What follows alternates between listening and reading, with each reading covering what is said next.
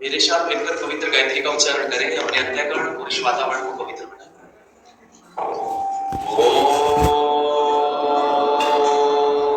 भूर्भुवस्वः तत्सवितुर्वरेण्यं भर्गो देवस्य धीमहि धियो यो नः प्रचोदयात्। ॐ पावकानः सरस्वती वाजेभिर्वाजनीवति यज्ञं वष्टुधिया वष्टु। ॐ खं व्याख्यान वेदी पर विराजित आर्य समाज के यशस्वी धर्माचार्य पंडित विद्यापति शास्त्री जी, सभागार में व्याख्यान वेदी के समक्ष बैठे हुए आर्य समाज के प्रधान आदरणीय सुधीर गांधी जी, मंत्री नवीन भट्ट जी, और इस सभागार में ज्ञान की जिज्ञासा से उपस्थित हुए, जिनके कर्म से ये देहरादून नगर की समाज में आने वाले सभी भद्र पुरुष एक अच्छा महसूस करते हैं, अनुभव करते हैं। हमारे मध्य में मोलागढ़ आर्य समाज के प्रधान आदरणीय ज्ञान जी और इसी सभागार में उपस्थित जिला सभा के प्रधान माता सहेलता खट्टर जी, और बहुत अच्छा हम महसूस करते हैं जब हमारे मध्य में एक वरिष्ठ लेखक उपस्थित होते हैं। आज भी वो हमारे मध्य में उपस्थित है, आदरणीय मनमोहन कुमार आगे जी, उनका भी सभागार में स्वागत है। समक्ष बैठे सभी भद्र पुरुषों, पूजा सत्कार के योग्य पूजनीय वंदनीय मातृशक्ति प्यारे बच्चों, ये उपनिषद जो हमने चलाया हुआ है, इसका नाम क्या है? जरा जोर से बोले सभी, और जोर से बोले। इस कठोपनिषद में यमाचार्य के साथ एक बालक का संवाद चल रहा है। उस बालक का नाम बोलो, क्या है? नचिकेता। क्या नाम है? नचिकेता। और नचिकेता बालक ने एक वर मांग लिया, दूसरा वर मांग लिया और तीसरा वर भी, तीनों वर मांगे। पहले वर में तो मैं पुनरावृत्ति करा दूं ताकि याद रहे। आगे का पाठ चलाने का फायदा तभी है जब पिछला पाठ याद है। तो नचिकेता जो बालक है, इसने पहला वर मांगा कि हे आचार्य वर, मेरे जो पिता है उनका मन और चित्त शांत हो जाए। क्या वर मांगा? कि मेरे जो पिता है उनका मन क्या हो जाए? शांत। तो आचार्य ने कहा कि बिल्कुल ऐसा ही होगा, मन शांत होगा। लेकिन वो मन शांत कैसे होगा? क्या ऐसे ही कह देने से मन शांत हो जाता है? आचार्य को अपने उपदेश पर, जो आचार्य उपदेश दे रहे हैं नचिकेता को, उस उपदेश पर आचार्य वर को इतना विश्वास है कि जब ये बालक इस अध्यात्म विद्या को जान करके, ये बालक इस अध्यात्म के शिखर पर पहुंच करके जब अपने पिता के सामने जाएगा, तो इसके पिता इस बालक को देख करके स्वतः उनका मन प्रसन्न होता है। और जब मन प्रसन्न होता है तब व्यक्ति के अंदर से ये जो रजोगुणी प्रवृत्ति है ये शांत हो जाती है और सत्वगुण की प्रधानता आने लगती है। इस कारण से आचार्य वर कहते हैं कि नचिकेता, मैं पहला वर देता हूं कि तुझे देखते ही जैसे तुम मेरे पास से ये अध्यात्म की विद्या लेकर के लौटोगे, तुम्हारे पिता का मन क्या हो जाएगा? शांत। जो आज तुम पर क्रोध करते हैं, तुम्हें अध्यात्म में दीक्षित हुआ देख करके उनका मन स्वतः शांत हो जाएगा। ये है प्रथम वर। और जब दूसरा वर मांगा था तो दूसरे वर में आचार्य ने नचिकेता को दिया था कि तुम्हें स्वर्ग की प्राप्ति होगी। और उस स्वर्ग की प्राप्ति स्वर्ग के माध्यम से क्या बताया था? कि आकाश विशेष में स्वर्ग नहीं है, बल्कि स्वर्ग के बारे में बताया था कि वो स्वर्ग इसी पृथ्वी लोक पर है। लेकिन वो स्वर्ग प्राप्त करने के लिए, वो मोक्ष आनंद प्राप्त करने के लिए, वो मुक्ति प्राप्त करने के लिए इस जीवात्मा को, ये जो जीवात्मा है, इसको कुछ कर्म करने पड़ते। और वो कर्म क्या है? सबसे पहले तो उन्होंने बोला था कि अग्नि जलानी पड़ती है हृदय में। और उस अग्नि का एक नाम दिया था बच्चों। क्या नाम दिया था अग्नि का? जरा जोर से बोलो, क्या नाम दिया था आचार्य? नचिकेत अग्नि। क्या नाम दिया था? यानी ये जो अग्नि जिसके हृदय में जगेगी, उत्साह की अग्नि, उल्लास की अग्नि, उन्नति की अग्नि, त्याग की अग्नि, ऊपर उठने की अग्नि, ये जिसके हृदय में जगेगी, वो अग्नि आज से कहलाएगी नचिकेत अग्नि। उसको नामकरण दे दिया था कठोपनिषद के आचार्य। तो तो ये स्वर्ग की प्राप्ति से संबंधित हमने काफी लंबा व्याख्यान आपके बीच में दिया था, लेकिन जो तीसरा वर था उस पर भी हमने चर्चा की थी। और तीसरा वर क्या मांगा था, क्या बोला था आचार्य ने, येयम प्रेते विचिकित्सा मनुष्य अस्ति इति एके नायम अस्ति इति चेके एतत् विद्याम अनुशिष्ट त्वया अहम वराणाम एषः वरः तद्दीयः। यानी इन समस्त वरों में ये तीसरा वर आचार्य वर मैं आपसे मांगना चाहता हूं। क्या वर है कि कुछ लोग कहते हैं मनुष्य अस्ति इति एके, यानी ये मानव, ये मनुष्य अलग है, ये शरीर अलग है और इसके अंदर रहने वाला आत्मा वो लोग अलग। कुछ लोगों की मान्यता है, लेकिन कुछ लोग कहते हैं न अयम अस्ति इति एके, अर्थात ये एक नहीं है, आत्मा अलग नहीं है, आत्मा का कोई अस्तित्व नहीं, ये शरीर ही आत्मा है। कुछ लोग ऐसा मानते हैं आचार्य, और मैं ये जानना चाहता हूं ये मृत्यु क्या है और जन्म क्या है, ये पुनर्जन्म होता है कि नहीं होता है। इस प्रकार के कई सारे प्रश्न आचार्य के सामने रखे थे, हमने उसको समझाने का प्रयत्न किया था आपसे, शायद आपको याद भी होगा।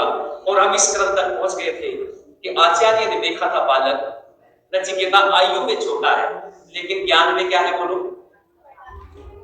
ये कठोपनिषद यहां तक पहुंच गए, आप सबके याद हो गए। अब यहां से आगे बढ़ो। अब इस कठोपनिषद का अंतिम क्रम चलता, और अंतिम क्रम चलते हुए आचार्य वर अपने इस बालक पर बड़े प्रसन्न हो, और बालक की इस बुद्धि को देख करके प्रसन्नता पूर्वक उनके मन में विचार भी आता है कि बालक बड़ा बुद्धिमान है, लेकिन आयु छोटी है और छोटी आयु में कहीं ये बालक वर्तमान में उत्साहवश में ऐसा कह रहा हूं, आज तो इसके सामने उत्साह जगा है, उत्साह में ये घर से निकल करके आ भी गया पिता के कहने पर, लेकिन कहीं ये बालक बीच में आधा अधूरा न रह जाए, ये संसार का भी ना हो और ये इधर का न रहे न उधर का रहे, अर्थात बाल्यावस्था में ये लाल वस्त्र धारण करके ऐसा व्यक्ति ना बन जाए कि ये न इधर का रहे न उधर का। इसलिए वो चाहते, उसकी परीक्षा लेना चाहते, और परीक्षा लेते समय वो क्या कहते हैं, एक लंबी चौड़ी बात मैंने आपके बीच में रखी थी। आचार्य उसको प्रलोभन देते, और प्रलोभन क्या क्या दिया कि सतायु से पुत्र पुत्रान वृलिश अहूल पशून हस्ति हिरण्यमस्वान महद भूमे आयत्रम वृलिश्व स्वं च जीव सरदय यावत इच्छसि। और आगे एक चीज और बड़ी गजब की बोलते हुए आगे कहते कहते कहते कहते क्या बोलते चले गए कि ये जे मृत्यु लोक है, इस मृत्यु लोक में जो जो भी आपको चाहिए, कामा नाम से काम भाजम प्रणम, यानी जितनी भी तुम्हारी कामनाएं हैं वो सब मैं पूरी कर दूं। यहां तक हम पहुंच गए। अब इससे आगे जो अंतिम चरण की बात मैं कहना चाहता हूं उसको आज ध्यानपूर्वक सुनेंगे। ये इस कठोपनिषद के पूरे व्याख्यान का निचोड़ है। आज आचार्य और इस बालक को क्या कहते हैं, ये बालक ने कहा कि आचार्य वर, ये जब सारा पूरा व्याख्यान इतना बड़ा प्रलोभन सुना कि मैं तुम्हें सारी जमीन दे सकता हूं, हाथी घोड़े दे सकता हूं, मैं तुम्हें संसार की जितनी भी वस्तुएं सारी उपलब्ध करा सकता हूं, लेकिन नचिकेता तुम ये जिद छोड़ दो, इस जन्म मृत्यु के रहस्य के चक्कर में क्यों पड़ना चाहते हो, आत्मा परमात्मा के इन सूक्ष्म बिंदुओं को क्यों जानना चाहते हो, अभी तो आयु तुम्हारी बहुत छोटी है, अभी जाओ संसार की वस्तुओं का उपभोग करो। जब ये कहा कि संसार की वस्तुओं का उपभोग करो, आनंद लो, जियो, यमाचार्य परीक्षा लेना चाह रहे थे बालक, लेकिन बालक के हृदय में अध्यात्म के संस्कार इतने ज्यादा तीव्र हो गए थे कि बालक कहता है आचार्य पर, आप इतना बड़ा प्रलोभन मुझे देना चाह रहे हो, इसके लिए आपका धन्यवाद। लेकिन जरा मुझे एक चीज बता दो, तीन भावनाएं नचिकेता के हृदय में जागृत होती है, तीन भावनाएं, और वो तीन भावनाएं नचिकेता को संसार में अमर करके चली गई। और वो तीन भावना कौन सी है? पहली भावना थी स्वभाव। कौन सी भावना, जरा जोर से बोलो, स्वभाव। और दूसरी भावना थी जरयन्ति तेजा, जरा बोलो जोर से, कौन सी भावना? जरयन्ति तेजा। और तीसरी एक और भावना जगी थी उस बालक के हृदय में, न विद्येत तर्पण्य मनुष्य। और तीन भावनाओं पर हमने थोड़ा सा चर्चा की थी, समय पूरा हो गया था, लेकिन आज चर्चा। पहली बात कहते हैं स्वभाव। जब नचिकेता ने सुना कि इतना बड़ा प्रलोभन आचार्य दे रहे हैं, तो एक प्रश्न बालक ने किया, और वो कहते आचार्य पर स्वभाव। स्व कहते हैं कल, आने वाला कल, स्व प्लस अभाव, अर्थात ये जितनी भी वस्तुएं आप मुझे देना चाहते हो, संसार की जितनी भी सृष्टि में वस्तुएं हैं, ये स्व मैंने कल, अभाव, अर्थात ये कल समाप्त हो जाएगा। जितनी भी वस्तुएं आप मुझे दे रहे हो ये सदा मेरे साथ नहीं रहने वाली, इसमें आनंद सदैव रहने वाला आनंद है ही नहीं। ये वस्तुएं आज हैं लेकिन कल ये रहने वाली बोलो नहीं है। इसलिए हे आचार्यवर, मैं जिस चीज को जानना चाहता हूं आप जरा मुझे बता दो, क्या वो आनंद इन वस्तुओं से प्राप्त हो सकता है? और इसी चीज को यदि योग दर्शन को पढ़ते हैं तो योग दर्शन में भी महर्षि पतंजलि ने ये 4 प्रकार के दुख हर वस्तु के पीछे छुपे हुए बताए हैं। आप सबने सुना होगा, जाना होगा। उनमें से एक दुख है संस्कार दुख। योग दर्शन में महर्षि पतंजलि ने एक दुख बताया है संस्कार दुख, और वह संस्कार दुख इन वस्तुओं का है। अर्थात एक वस्तु का उपभोग करेंगे तो उसके संस्कार चित्त पर अंकित हो जाते हैं और उस वस्तु को जिससे आनंद मिलता है वो बार बार याद आती रहती है, आसक्ति उसमें बनी रहती है। इसलिए संसार की वस्तुओं का जितना ज्यादा उपभोग करने की कोशिश करेंगे ये वस्तुएं उतनी ही अपनी तरफ आकृष्ट करती है। लेकिन नचिकेता कह रहे हैं आचार्य, और ये सदा तो रहने वाली नहीं है, इसलिए इनमें अस्थाई आनंद है नहीं। अस्थाई आनंद नहीं है तो मुझे तो अस्थाई आनंद चाहिए, सुख चाहिए। इसलिए वो कहते हैं स्वभाव की भावना जगी। लेकिन जो दूसरी भावना अंतःकरण में जगती है इस बालक में, और वो भावना क्या है? जरयंति तेज।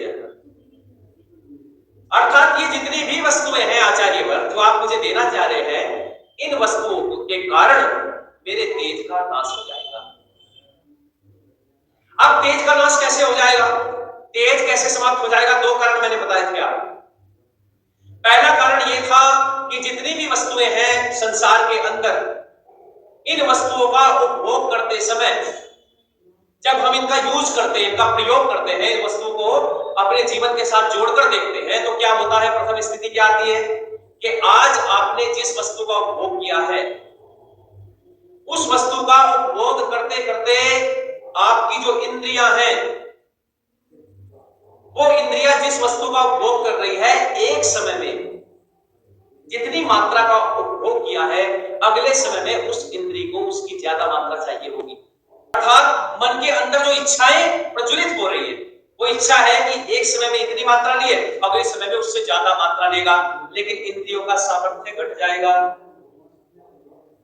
मन के अंदर इच्छाएं ज्यादा होंगी भोग करने की, लेकिन इंद्रियों का सामर्थ्य घटता चला जाएगा, कम होता चला जाएगा। और यही कारण है कि मन के अंदर इच्छा वही बनी रहती है, इंद्रियों का सामर्थ्य घट जाता है और व्यक्ति के अंदर लालसा उपभोग की बन जाती है और धीरे धीरे इस आसक्ति में इतना जकड़ जाता है। तो कठोपनिषद का ऋषि कह रहा है जयंती तेजन, वो नचिकेता के माध्यम से नचिकेता कह रहे हैं आचार्य पर, ये जो वस्तुएं आप मुझे देना चाह रहे हैं मैं तो इनमें फंस कर रह जाऊंगा, और ऐसा मैं इनमें फंसूंगा कि एक बार फंस गया तो बाहर निकलना मुश्किल हो जाएगा, मेरी इंद्रियां समाप्त हो जाएंगी, जीवन समाप्त हो जाएगा।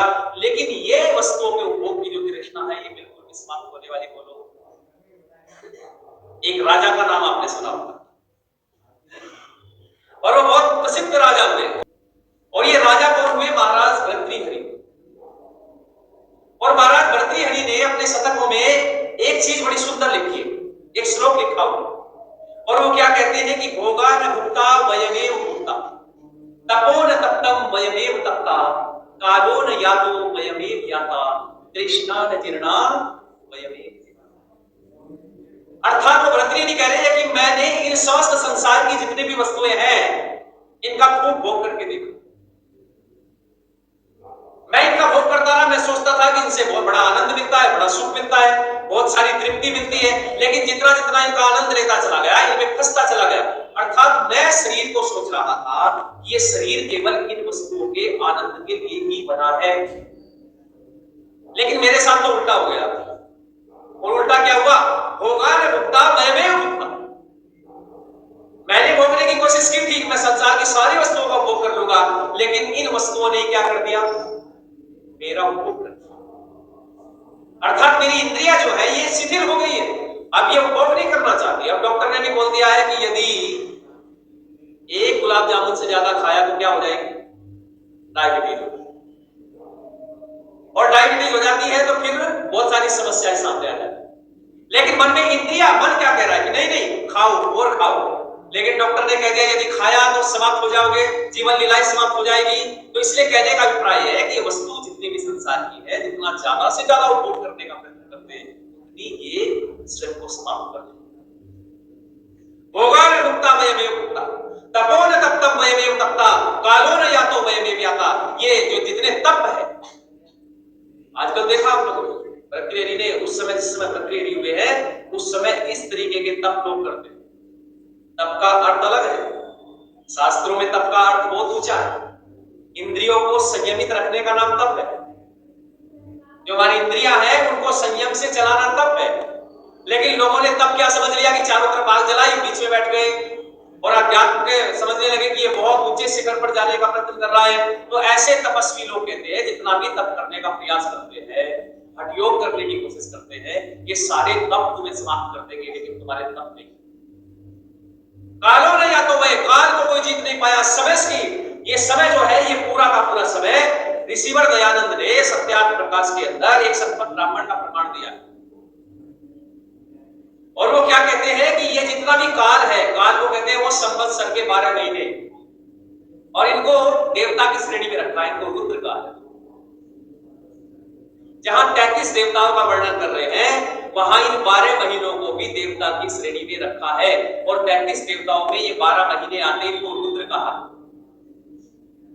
क्यों कहा इनको 12 महीने? क्योंकि ये 12 महीने हमारी जो आयु है उसका क्या कर रहे हैं? हरण कर, आयु को खाते जा रहे हैं 12 के 12 महीने। इसलिए बंधुओं यहां ये भर्तृहरि भी इस बात को कह रहे हैं कि जो काल है, जो समय है, उस समय को कोई नहीं जीत पाया, बल्कि समय क्या कर लेगा? आपको जीत। इसलिए समय को समझने का प्रयत्न करिए। समय से बड़ा कोई नहीं हो पाया, बल्कि समय ने सबको अपने बस में कर लिया है। काल से कोई नहीं जीत पाया, समय से कोई नहीं जीत पाया, बल्कि समय सर्वोत्कृष्ट है, सबसे बड़ा है। इसलिए समय को समझना पड़ेगा। कालो न या तो वयमेव याता, और अंतिम बात बड़ी गजब की कहते हैं, तृष्णा जीर्णा वैति। आज मैं जीर्ण हो गया हूं, मैं बूढ़ा हो गया हूं, इंद्रियां काम नहीं करती हैं, मन करता है कि ज्यादा से ज्यादा उपभोग करो संसार की वस्तुओं का, लेकिन कर नहीं पाता हूं, सामर्थ्य नहीं बचा है बिल्कुल भी, इंद्रियां बड़ी जीर्ण शीर्ण हो गई है। लेकिन मन में आज भी क्या बनी रहती है? तृष्णा बनी, इच्छा बनी रहती।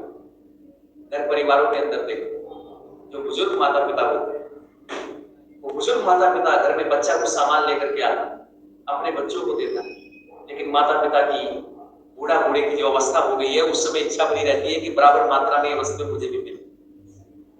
हालांकि वो उनको यूज नहीं करते, वो अपने पोते पोती को उसको बांट देते, दे देते, लेकिन एक इच्छा बनी रहती है। उस अवस्था में भी 80, 85, 90 वर्ष की अवस्था हो गई है, उस समय भी मन में ये बात बनी रहती है कि ये वस्तुएं बराबर मात्रा में जितनी दूसरों को मिल रही है उतनी मुझे भी मिल जाए।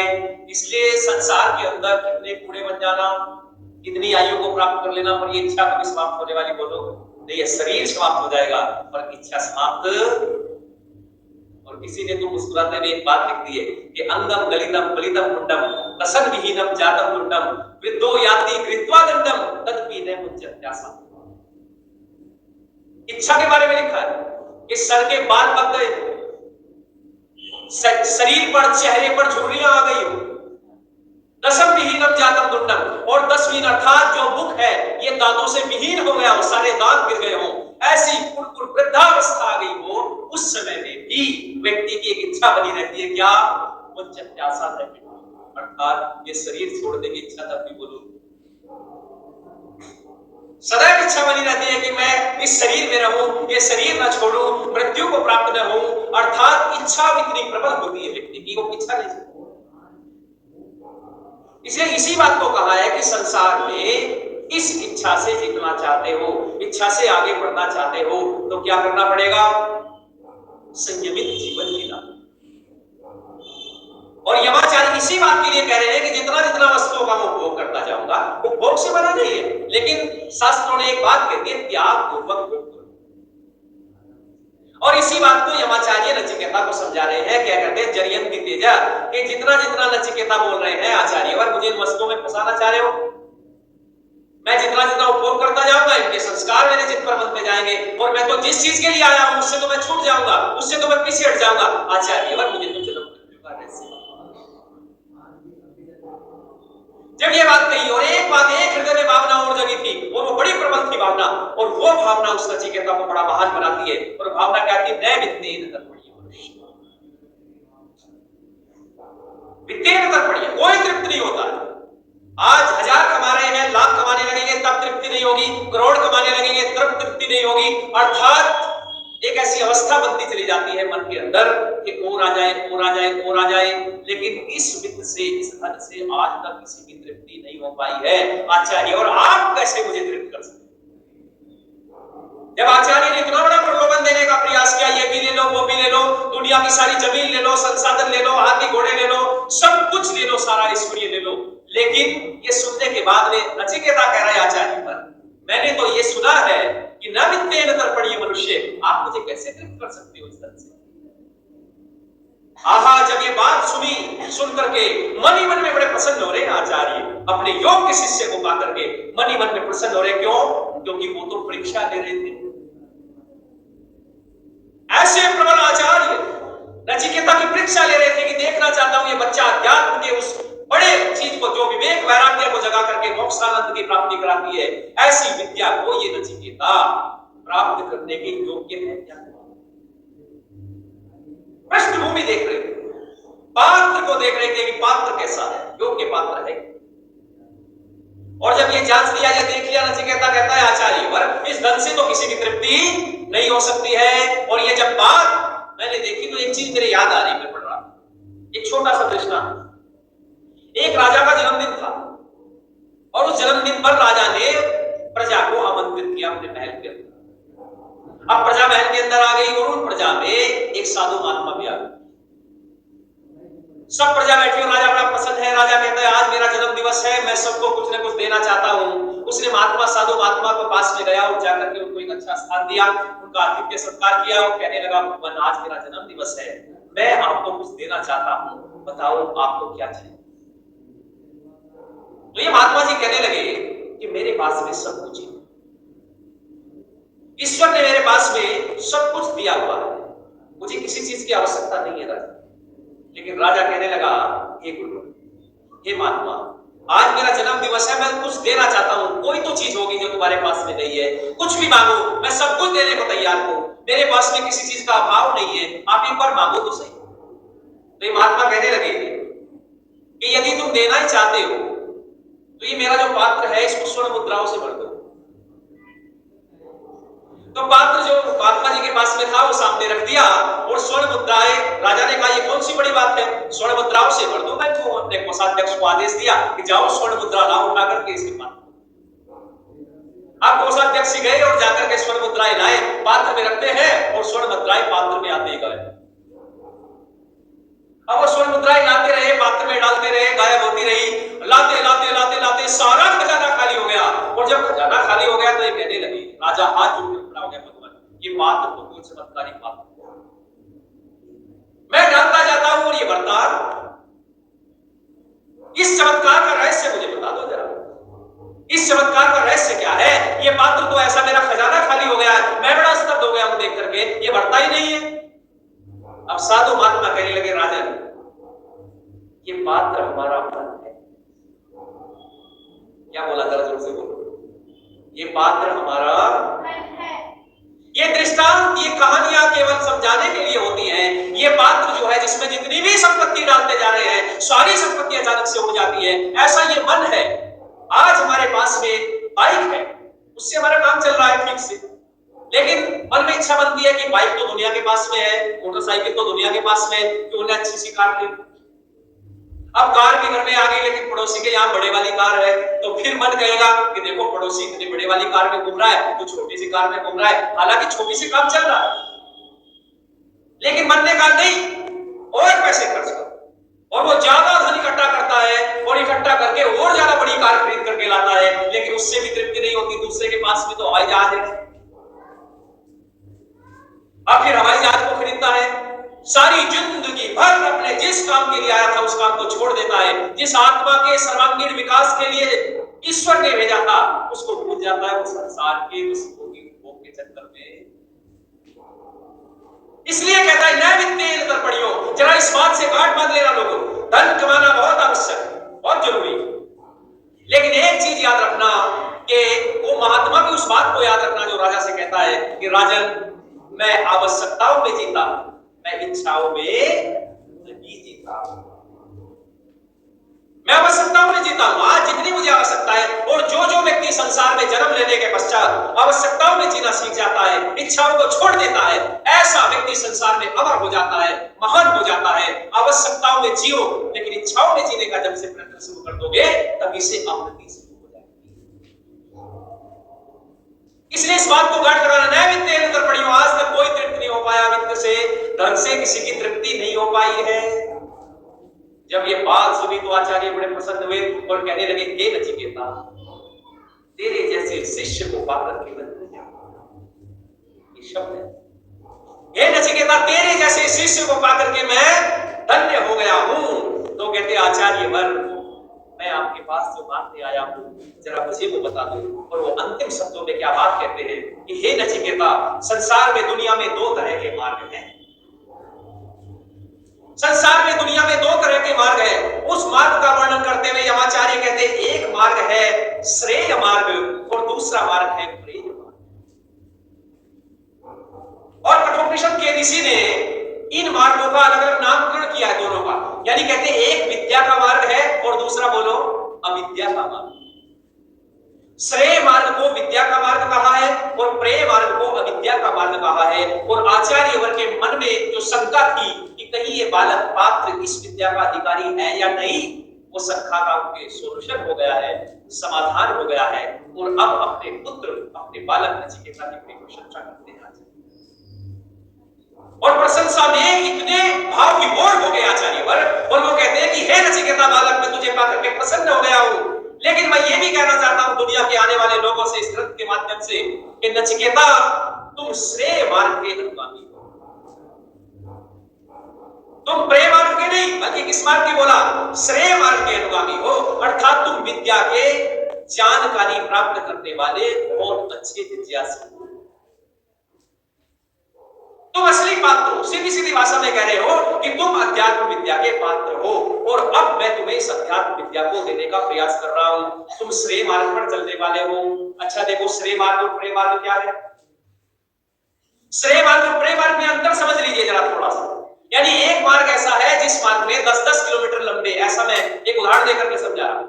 10 किलोमीटर लंबा प्रेय मार्ग है, 10 किलोमीटर लंबा श्रेय मार्ग है। और श्रेय मार्ग में प्रेय मार्ग में अंतर है। ये जो प्रेय मार्ग है इसमें प्रारंभ में 1 किलोमीटर तक फूल बिछे हैं और इतने सुंदर फूल बिछे हैं कि व्यक्ति को वो फूल बड़े आकर्षित कर रहे हैं। 1 किलोमीटर।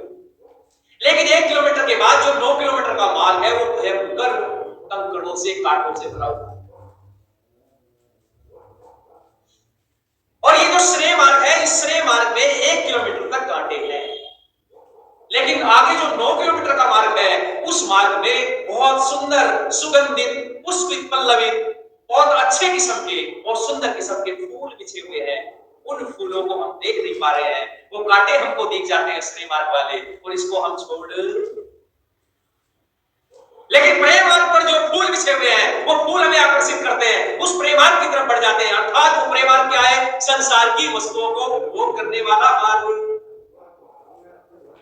ये बढ़िया बढ़िया गाड़ियां, ये बढ़िया बढ़िया बंगले, ये बढ़िया बढ़िया खान पान, ये सैर सपाटा, ये ऐशो आराम की जो जिंदगी है, ये प्रेय मार्ग का वो 1 किलोमीटर का रास्ता है जिस पर फूल बिछे हैं। ये आपको आकर्षित कर रहा है, ये आपको प्रलोभन देता है और अपनी तरफ खींचता है। और ज्यादातर जीवात्माएं ये प्रवृत्ति होती है जो क्षणिक आनंद को प्राप्त करता है और उस मार्ग की तरफ बढ़ता है जो 1 किलोमीटर तक है, लेकिन उस पर बढ़ते हुए व्यक्ति के पीछे नहीं लौटता। आगे 9 किलोमीटर तक कांटे भरे हुए हैं, आगे वो फिर उसमें फंस जाता है, उस परिणाम दुख में, उस ताप दुख में, उस संस्कार दुख में, उस गुणवत्ती विरोध दुख में, चारों दुख उसको पकड़ लेते हैं और जिंदगी भर उसमें फंसता चला जाता है। लेकिन ये जो श्रेय मार्ग का मैं जिक्र कर रहा हूं लोगों, ये कठिनता का मार्ग है। प्रारंभ में आपको थोड़ा कष्ट होगा, जब अध्यात्म की आप ग्रंथों को पढ़ने का प्रयास करेंगे तो मन नहीं लगेगा, आर्ष ग्रंथों का स्वाध्याय करेंगे तो मन नहीं लगेगा, अध्यात्म में अर्थात ध्यान उपासना करने बैठोगे तो 2 मिनट बैठ पाओगे, 4 मिनट बैठ पाओगे, ये मन स्थिर नहीं होगा, ये आपको परेशान कर देगा। 1 किलोमीटर का मार्ग में कांटों भरा इसलिए कह रहा हूं कि ये मार्ग जो है शुरुआत में कठिन लगता है, लेकिन जब इस मार्ग पर आगे बढ़ जाओगे, जैसे जैसे अध्यात्म में डूबने लगोगे, ईश्वर के निकट जाने का प्रयत्न करने लगोगे तो ये आगे 2 किलोमीटर का मार्ग इतना आनंद देने वाला है कि आत्मा झूम जाएगी। इस श्रेय और प्रेम मार्ग का वर्णन यमाचार्य कर रहे हैं नचिकेता से। और मैं आपको बताया था, शायद आपकी स्मृति में हो जिन्होंने सुना था, आज भी कह रहा हूं, समय बहुत थोड़ा है लेकिन बता रहा हूं उसको, कि ये जो ओम हम लिखते हैं, ओम, जरा कोई बताए मुझे ये ओम कितने वर्णों से, अक्षरों से मिलकर बना है? 3 अक्षरों से मिलकर, और 3 में भी 2.5, 2 और आधा। आप कहेंगे जी 2 और आधा, तो देखो ओम हम लिखते हैं ना, ए, उ और मैं, अकार उकार और बोलो अकार, लेकिन मैं में क्या लगा रहता है नीचे? हलंत का मतलब क्या है? ये आधा है, इसमें स्वर। अच्छा, अकार उकार मकार से मिलकर ओम बना, तो अकार उकार मकार क्या है तीनों, और ओम क्या है, और ये प्रेम मार्ग क्या है, ये श्रेय मार्ग क्या है? इस ओम के माध्यम से आज मैं स्पष्ट करूंगा कि ये श्रेय और प्रेम मार्ग क्या है, और आपको बहुत सरलता से समझ में आ जाएगा। और ये एक नई चीज बता रहा हूं मैं। अब एक तरफ ए है, एक तरफ मैं है। अकार आ मैंने ईश्वर, आ मैंने क्या, बोलो मेरे साथ, ऊ मैंने जीवात्मा, और मैं मैंने प्रकृति। यानी एक तरफ ईश्वर आकार, एक तरफ मकार प्रकृति, और बीच में क्या है, बोलो उकार जीवात्मा। अब बीच में जीवात्मा को क्यों रखा? क्योंकि जीवात्मा कर्म करने में क्या है, जरा जोर से बोल दो, स्वतंत्र है। ये आकार की तरफ भी जा सकती है, और ये बोलो मकार की तरफ भी जा सकती है। ये ईश्वर की तरफ भी जा सकती है, और ये बोलो प्रकृति की तरफ भी जा सकती है। अब आप कहेंगे जी ऐ को ईश्वर क्यों कहा, मैं को ईश्वर क्यों नहीं कहा? क्योंकि ऐ स्वर है, जरा जोर से बोलो, ऐ क्या है? स्वर है, और स्वयं राजंती ईश्वर। पढ़ो जी सीधे आना। अर्थात ऐ ऐसा वर्ण है कि ये वर्ण प्रत्येक अक्षर में छिपा रहता है, और छिपकर उसको पूर्ण करता है। कितने भी वर्ण है, सारे वर्णों में ऐ है। ऐ की अपनी ध्वनि जोड़ता है तभी वर्ण पूरा होता है, नहीं तो वो आधा हलंत लग जाता है। अब मैं जो है, मैं में हलंत लगा है, हलंत का मतलब है आधा। अर्थात बताओ मुझे, प्रकृति पूर्ण है या आधी है? इस प्रकृति में पूर्णता नहीं है, इस प्रकृति में आनंद नहीं है। पूर्ण तो है ही है, पूर्ण तो परमात्मा ही है, क्योंकि परमात्मा सत्य भी है, परमात्मा चित्त भी है, और परमात्मा बोलो आनंद स्वरूप भी है। इसलिए जो बीच में जीवात्मा बैठा है, इसके लिए 2 मार्ग है, एक श्रेय मार्ग है और एक बोलो प्रेम मार्ग। अच्छा, मान के चलो जैसे स्वभावतः होता है सबके साथ में, हम ज्यादातर सबसे पहले किसका चयन करते हैं? कौन से मार्ग का चयन करते हैं सबसे पहले? हम प्रेम मार्ग का चयन करते हैं, क्योंकि तात्कालिक आनंद मिलता है ना। इसलिए ये जीवात्मा जो बीच में बैठा है वो, इसने भी प्रेम मार्ग का चयन किया, और ये ऊ मैं की तरफ भागता है, प्रकृति की तरफ भागता। अच्छा, ऊ के साथ मैं की संधि करो जरा, आप सब पढ़े लिखे लोग बैठे हो, ऊ के साथ में मैं को मिलाते हैं तो क्या बनता है? मुंह बनता है। क्या बनता है? मुंह। अर्थात मैं, ये प्रकृति इस जीवात्मा को अपने नीचे ले आती है। समझ में आई बात? यानी ऊ के साथ में मैं की संधि करते हैं जब प्रकृति की तरफ भागेगा। आज के व्याख्यान का सार दे रहा हूं, यमाचार्य नचिकेता को बता रहे, बेटे तू श्रेय मार्ग का अनुगामी है, प्रेम मार्ग की तरफ बढ़ता तो प्रकृति दबा लेती तुझे, लेकिन आज ये जीवात्मा अब ऐ की तरफ बढ़ गया, तो ऐ के साथ में ऊ की संधि करो, क्या बनेगा बोलो? ऐ के साथ में ऊ की संधि करते हैं तो क्या बनता है? ओ। जो मात्रा प्रकृति के साथ लगने से कहां चली गई थी बोलो? नीचे चली गई थी, आज वो मात्रा कहां चली गई? अब ऊपर चली गई। अर्थात ईश्वर के पास जाओगे तो ऊपर उठोगे, और प्रकृति के साथ जाओगे तो कहां जाओगे बोलो? नीचे चले जाओगे। ऊ यदि मैं के साथ मिलता है तो मुंह बन जाता है, ऊ यदि ऐ के साथ मिलता है तो वो बन जाता है, और जब वो बन जाता है तो ये जो 3 इकाई देखते हैं ना आप ओम में, ये 3 इकाई जानते हो क्या? इसको कहते हैं प्लुत स्वर। जरा जोर से बोलो, क्या कहते हैं? प्लुत स्वर। एक हर्ष स्वर होता है, एक दीर्घ स्वर होता है, और एक बोलो प्लुत स्वर होता है। और जहां ये 3 इकाई लग जाती है, व्याकरण की दृष्टि से बता रहा हूं, ये 3 इकाई है प्लुत स्वर। अर्थात ये स्वर लगने के पश्चात से जो पूर्व का वर्ण होता है उसको ऊंची मात्रा में थोड़ा सा स्वर तेज करके बोला जाता है, उसमें समय ज्यादा लगता है, इसलिए हम पढ़ते हैं ओम, क्योंकि आगे क्या लगा है। रुत के कारण ये जो पहला वर्ण है इसको थोड़ा खींचेंगे, ओम। और जगह तीन का अध्यात्म की दृष्टि से, व्याकरण की दृष्टि से बता दिया मैंने, लेकिन अध्यात्म की दृष्टि से बता रहा हूं, ये तीन प्रकार के दुख हैं। जब ये जीवात्मा है के साथ लग जाता है तो वो बन जाता है, और ये तीन प्रकार के जो दुख हैं अर्थात आदि दैविक, आदि भौतिक, आध्यात्मिक, इन तीनों दुखों से व्यक्ति छूट जाता है, और जब वो ईश्वर की तरफ जाता है सारा संसार उसके पीछे भागता है, और ये मैं अर्थात प्रकृति के साथ में जुड़ जाती है, तो सारा जुड़कर क्या बन गया? बोलो जरा जोर से बोल दो, बाड़ी पवित्र हो जाएगी। ओम। ये है वो, इसमें जीवात्मा भी है, इसमें ईश्वर भी है, इसमें प्रकृति भी है, ये तमाम संसार की जितना भी आप अस्तित्व दिखाई दे रहा है आपको, ये सारा जुड़ा हुआ है, ये सारा ओम के अंदर है। लेकिन इस ओम को प्राप्त करने का जो माध्यम है, वो तरीका है, वो केवल श्रेय मार्ग है, वो प्रेम मार्ग हो नहीं सकता। प्रेम मार्ग केवल माध्यम बन सकता है श्रेय मार्ग तक पहुंचने का। इसलिए यमाचार्य से नचिकेता यही कह रहे थे, आचार्यवर मैं उस अध्यात्म बिंदु को जानना चाहता हूं। लेकिन आज के व्याख्यान में यमाचार्य ने नचिकेता की प्रशंसा की है। वो कह रहे हैं, नचिकेता बेटे तू श्रेय मार्ग की तरफ बढ़ रहा है, प्रेम मार्ग तूने छोड़ दिया है, इसलिए तो अध्यात्म का जानकार है, ओमकार की उपासना तुझे करनी है, और आगे वो कौन सा रहस्य है ब्रह्मोपनिषद का जिसके बारे में पूरा निचोड़ यमाचार्य नचिकेता को देते हैं, वो आने वाले व्याख्यान में हम इस ब्रह्मोपनिषद को पूरा करेंगे। आने वाला एक व्याख्यान या दो व्याख्यान और बचे हैं, उसमें पूरा हो जाएगा। बहुत सूक्ष्म चर्चा आगे करते हैं जीवात्मा से संबंधित, तो आने वाले व्याख्यान में आप आइएगा। समय पूरा हो गया है, ये व्याख्यान आपने सच्चे होकर के सुना है, बहुत सुंदर और सार्थक की चर्चा आगे भी सुनने को मिलेगी। बहुत बहुत धन्यवाद। वाणी को विराम देता हूं।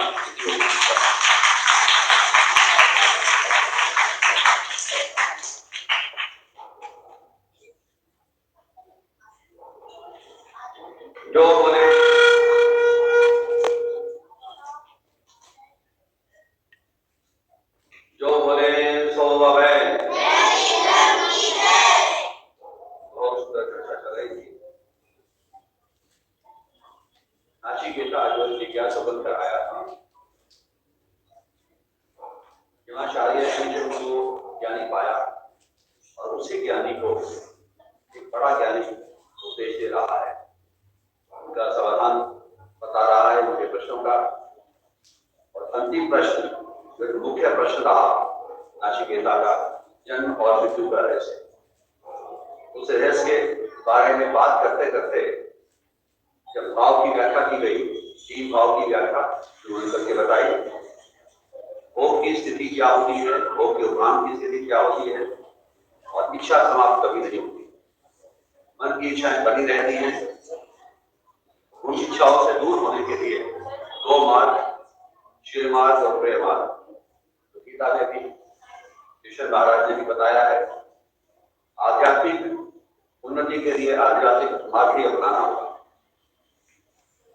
चर्चा आगे भी चलेगी, बहुत सुंदर ढंग से आगे नया रूप दिया ओम की व्याख्या में, जो आचार्य जी ने। ईश्वर सबसे प्रथम है, जीव उसके उपरांत आता है, और प्रकृति सबके बाद में, और बीच में जो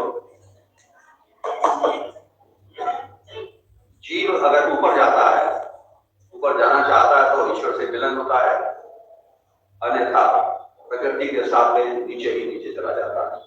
वो प्रकृति का भोग हम करें, किंतु एक लिमिट के अंदर, वो विलासवाद नहीं होना चाहिए। बहुत सुंदर व्याख्या आचार्य जी का, बहुत बहुत धन्यवाद। आगे अभी जो चर्चा कठोपनिषद की चलेगी, आपको उसी के बारे में बता देंगे। एक दो सूचनाएं हैं।